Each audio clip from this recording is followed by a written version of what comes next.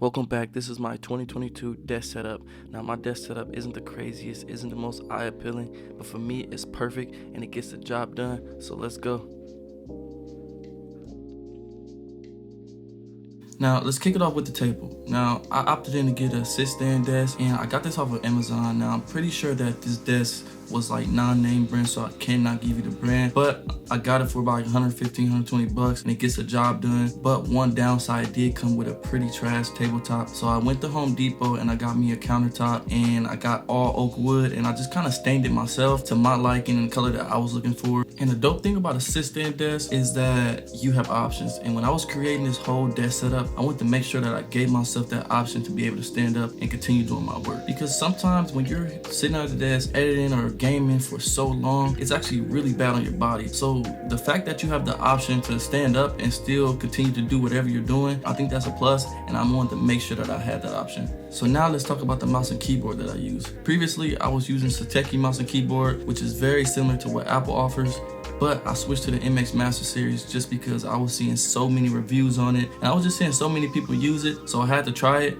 And aesthetically and ergonomically, it does everything that I needed to do. And I'm not gonna go into detail about the specs or what it's capable of. You can look it up. There's a million videos on YouTube. But for me, this is the best mouse and keyboard out. Now I got the mini just because I don't like a lot of things to be on my desk and I like having a lot of space on my desk. So by getting a mini keyboard, it really just declutters and decomplicates a lot of things. So the headphones I use are Beat Solos, and I use these things to edit, listen to music, I work out in them, I game with them, and they're amazing. The battery life is crazy.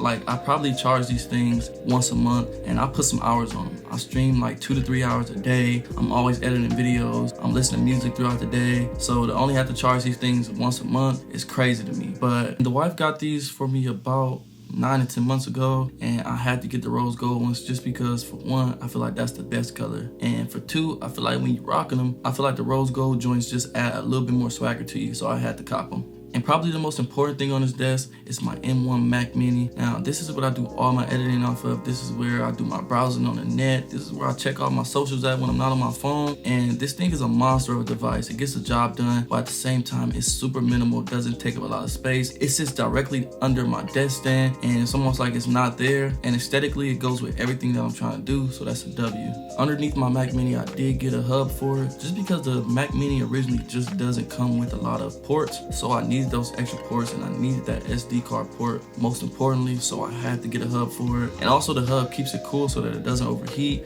so that's another W. So the desk mat that I got is made by a company called Native, and I actually also got this from Amazon. And for the most part, everything on my desk setup is going to be from Amazon or Best Buy, and I will have links to everything below. But when I was shopping around for desk mats, I just wanted to make sure the desk mat was big enough to cover up the space to put all my items on. Also, I wanted to opt in for a wool one just because I feel like that would make the mouse experience a lot better.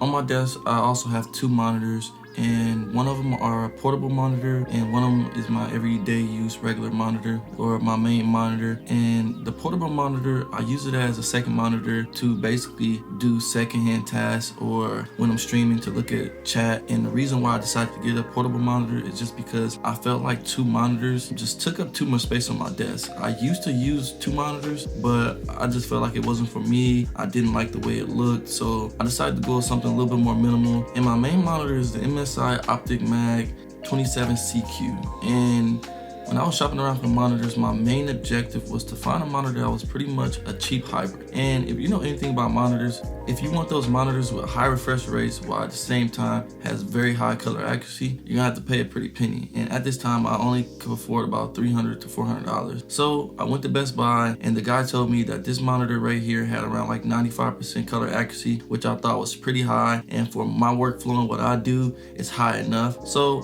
I opted in to get this one, while at the same time the refresh rate was also 144, which meant I can use it for gaming as well. And to add to that, it's also a curved monitor, so aesthetically it looks a lot better sitting on my desk stand.